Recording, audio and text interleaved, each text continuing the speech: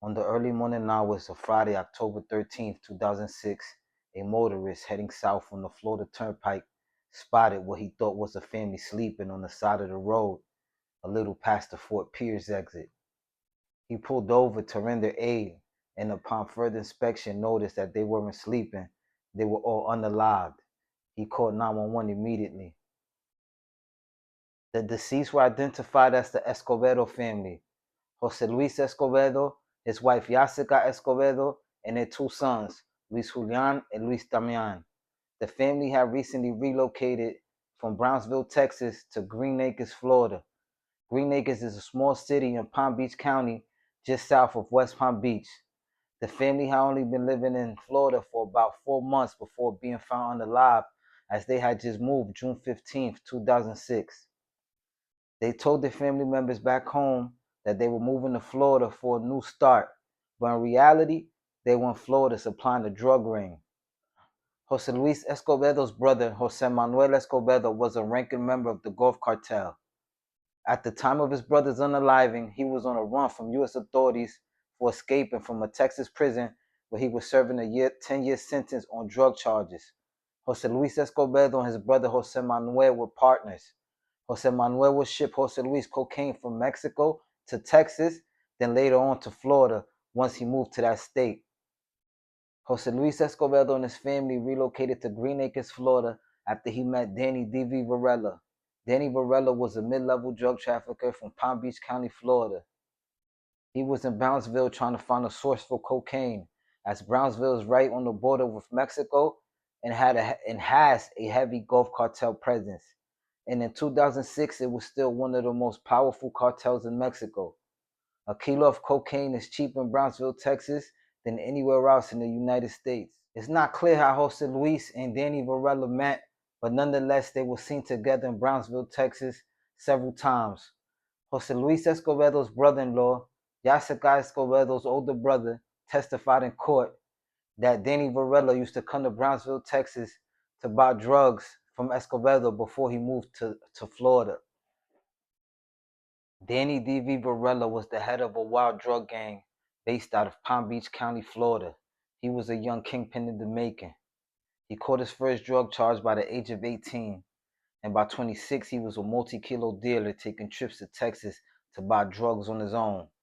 The DEA would allege that he sold at least 80 kilos to two different individuals who would later turn confidential informants.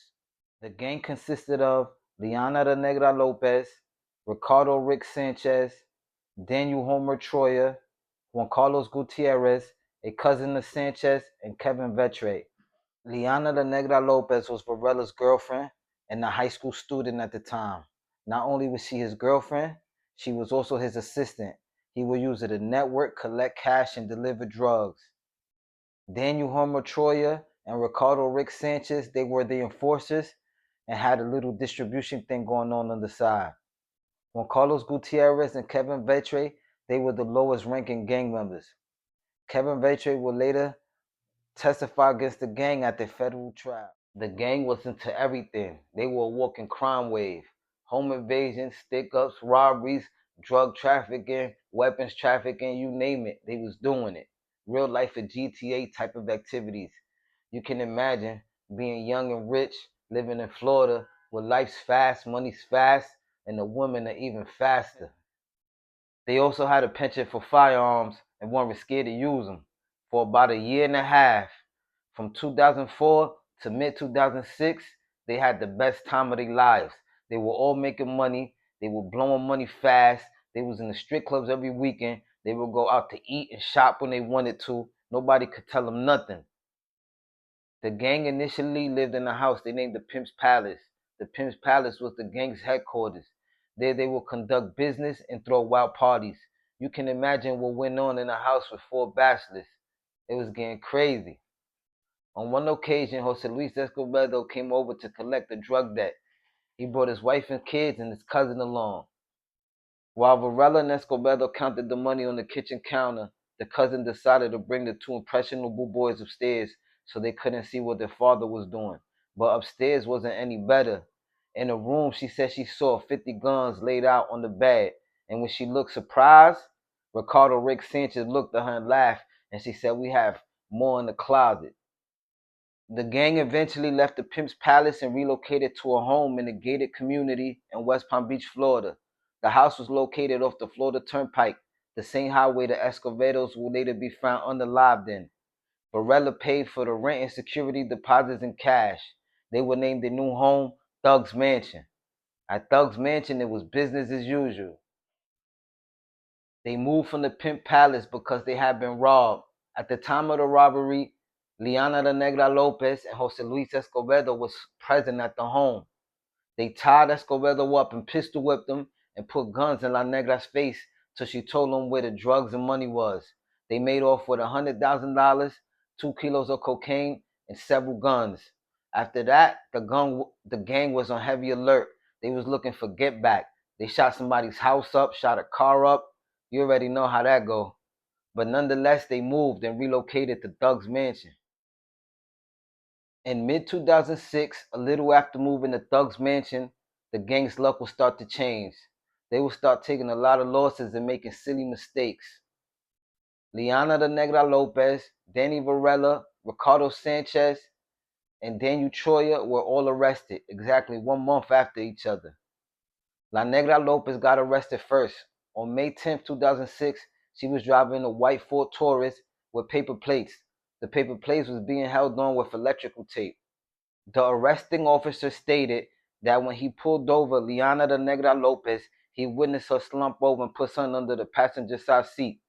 Upon further inspection, they found 2 kilos of cocaine and $14,000 in cash and quickly took her into custody.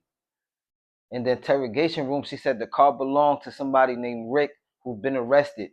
Rick was Ricardo Rick Sanchez, who got arrested 4 days earlier on a probation violation. Liana Negra Lopez, she got bonded out the same day. After her arrest, Varela and Troya would be arrested. On June 10th, 2006, they were driving a black Chevy Lumina when they spotted a police checkpoint and made a sudden U-turn. Varela was driving and Troya was in the back seat. Police pulled them over and smelled the odor of marijuana and ordered them to get out the car. They searched the vehicle and found 2 guns in the hidden compartment in the middle console and marijuana residue everywhere.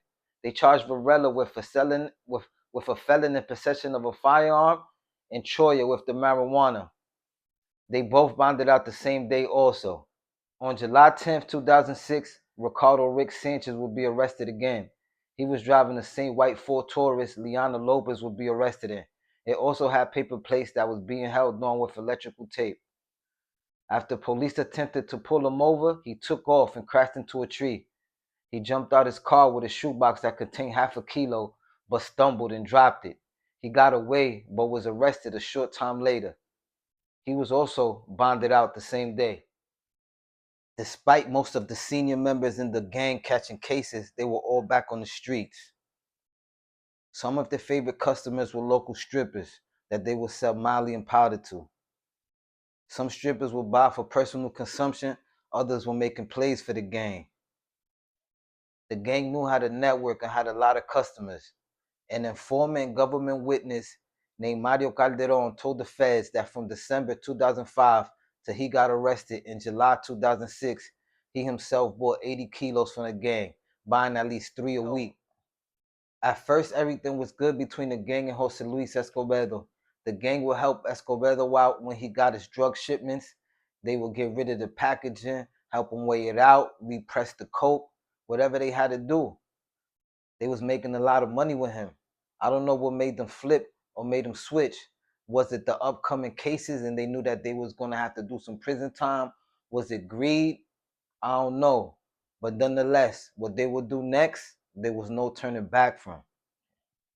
On the afternoon of October 12, 2006, Jose Luis Escobedo and his family went on a road trip to Daytona Beach, Florida, a 3-hour drive from their home in Green Acres. They were driving the family's black Jeep Cherokee. They were going to Daytona to pick up a 15-kilo shipment his brother Jose Manuel had sent them from Mexico. It's unclear how the gang knew he was getting in that shipment that night, but Troy and Sanchez followed them all the way up there. Kevin Vetre will tell the government that he asked Troy and Sanchez, can he tag along how he normally does, but they told him that he couldn't come along with them this time. It's unclear if Jose Luis Escobedo knew he was being followed at first. Cell phone tower evidence show his phone, Troyer's, and Sanchez all traveling north on the Florida Turnpike. The state trooper also witnessed the gang's burgundy van heading north just south of Daytona Beach around 9 p.m. Escobedo picked up the shipment of cocaine around midnight, then headed back home to his house in Green Acres. At 2 a.m., he called his brother to let him know that he had the shipment and was being followed by the burgundy van. At 2:15 a.m., toll booth tickets and highway cameras show Escobedo's black Jeep Cherokee entering the Florida Turnpike at the Fort Pierce exit, heading south, with the gang's burgundy van right behind him. A short while later, at 2:20 a.m., a couple was awoken by gunfire in the vicinity of where the bodies were found at. It's unclear how Troy and Sanchez got Escobedo to pull over, if they made him pull over before they got on the highway and one of them drove the vehicle, or if they pulled them over on the highway. But nonetheless, they made him exit the vehicle and unalived him. Troyer drove the burgundy van back and Sanchez drove Escobedo's Jeep. Toll booth tickets and highway cameras show the van and the Jeep exit the highway at the Okeechobee exit around 3 a.m. The pair made it to Thug's mansion around 3:05. Kevin Vettre, who was up at the time, witnessed them take something out of the black Jeep and bring it upstairs to the master bedroom. The master bedroom belonged to Varela and La Negra. Kevin Vettre also told the feds that around 3:30 a.m., a stripper named Sexy Yellow called him for some marijuana. He decided to take the burgundy van to go bring the girl the marijuana. On his way to bring her the marijuana, Sanchez called his phone and told him to bring the van back, that Varela was angry. On the way back to Thug's mansion to bring the van back, Vettre got a call from Varela and told him to bring the van to his uncle's house. When Vettre arrived at Varela's uncle's house, he witnessed Escobedo's Jeep in the yard. Vettre asked Varela why he was upset about him taking the burgundy van, and he said, "Never mind, everything is okay." Varela then asked Vettre can he drop Escobedo's Jeep to his grandma's house, which he agreed to. Juan Carlos Gutierrez picked Vettre up from his grandma's house, and they met Varela, Troy, and Sanchez at a restaurant, and they had breakfast together. That same morning of October 13, 2006, a motorist heading south on the turnpike spotted what he thought was a family sleeping on the side of the road. He pulled over to render aid and saw they wasn't sleeping, they were all unalived. He called 911 immediately. The family had been executed, shot by 2 different weapons. The mother died hugging her children. It was a brutal killing. Jose Luis Escobedo was 28 years old. His wife Jessica was 25. Their son Luis Julian was age 4 and Luis Damian was age 3. Once authorities identified them, they conducted a search on their home in Green Acres. There they found that the house already had been ransacked. Whoever ransacked it searched every room except for the garage. In the garage, the police found a suitcase with an Embark logo. Inside the suitcase was some cocaine and a ledger. The ledger contained the nicknames DV, Homer, Rick, and La Negra, and what they owed. They also found booking sheets of the gang's previous arrests and a lot of drug packaging material. The booking sheets gave them the first clue that they needed. A few days after the bodies were discovered, Daniel Troyer bragged to his friend Melvin Fernandez Jr. that he had just hit a lick for 15 keys. It's unclear if Melvin told the authorities himself or if Swan overheard him and told the authorities.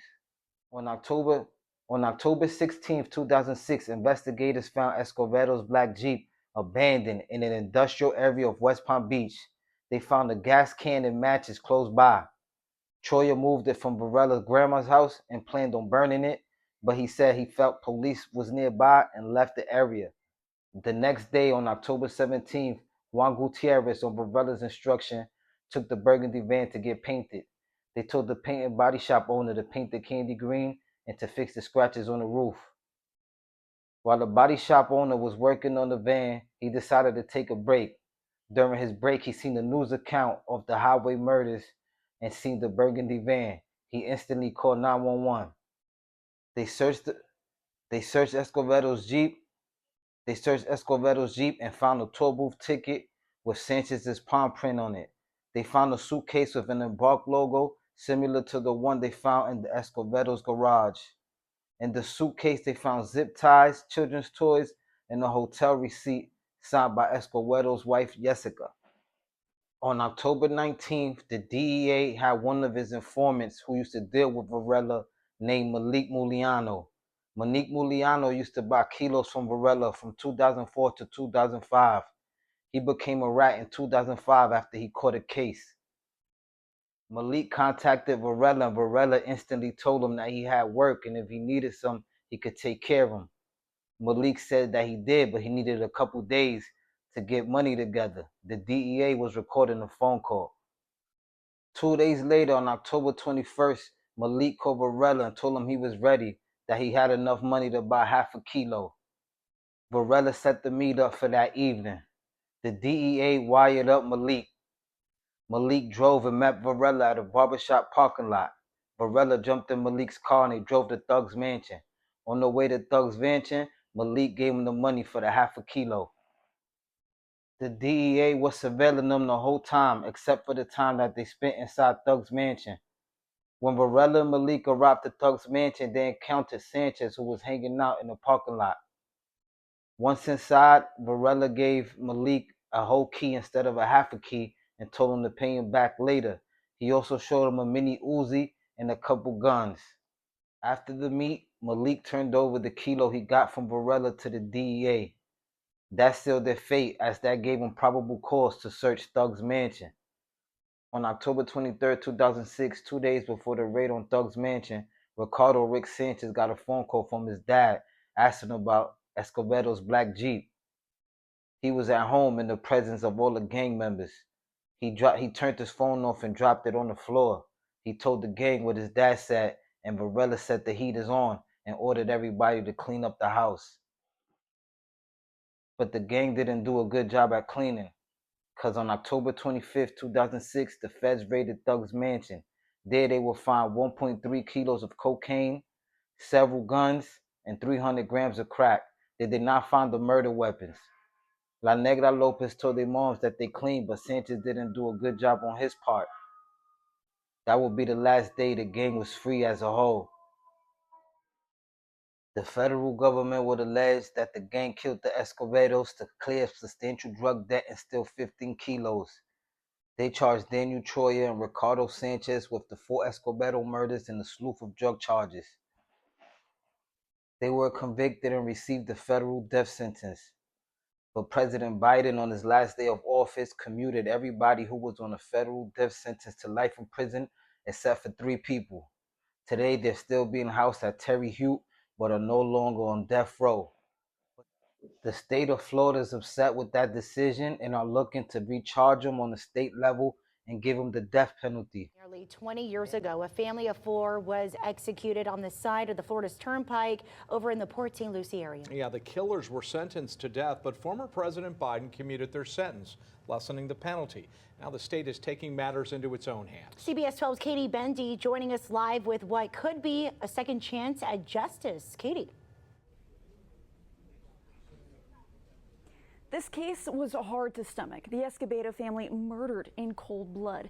And last year, the killers were taken off of death row. But now, Florida is stepping in, doing what the federal government won't, trying again for the death penalty. Now, it's rare, it's legal, and for one of the men who worked the case, he says it's about time. Sky 12 captured this haunting scene in October 2006. A blue tent off the turnpike in Port St. Lucie, covering 4 body bags. A mom, a dad, and their 2 sons, just 3 and 4 years old, all shot execution style and dumped in the grass. The little boys still clutching to their mother. But you could see they were embracing, the mother was embracing the children. The mother holding those 2 little babies while they shot and killed them is embedded in my head. I mean, you're never going to not see that again. Jose and Jessica Escobedo had just moved to Palm Beach County from Texas. Authorities say Jose was part of a drug ring and on his way back from a cocaine pickup when the family was ambushed. Killers Daniel Troya and Ricardo Sanchez Jr. were following orders. Listening to him cry to his mother that he didn't do it. And the evidence in this case is overwhelming. In 2009, both men were sentenced to death. But last year, just before leaving office, former President Biden commuted those sentences to life without parole. Now, Florida is reopening the case, pushing for new charges and aiming again for the death penalty. Under Florida law, it's legal. Federal and state charges are separate, and murder has no statute of limitations. If there is, quote unquote, the role model case for the death penalty, it was this one. It was very awful what they did to this, especially to the young kids. How could somebody have a heart to kill two young boys like that? The state attorney and St. Lucie County Sheriff are expected to hold a joint press conference next week to announce the charges. And if they're successful, Troya and Sanchez could once again face execution. Reporting live in the newsroom, I'm Katie Benti, CBS 12 News. Danny Varela is currently housed at FCI Raybrook in upstate New York. He is serving 2 life sentences. Danny Varela wasn't charged with the full murder because they couldn't prove it beyond a reasonable doubt. Liana de Negra Lopez received a 12-year sentence and is already home. Juan Carlos Gutierrez received 18 years on a plea deal, and Kevin Vetre received 12 years for turning state evidence on the gang.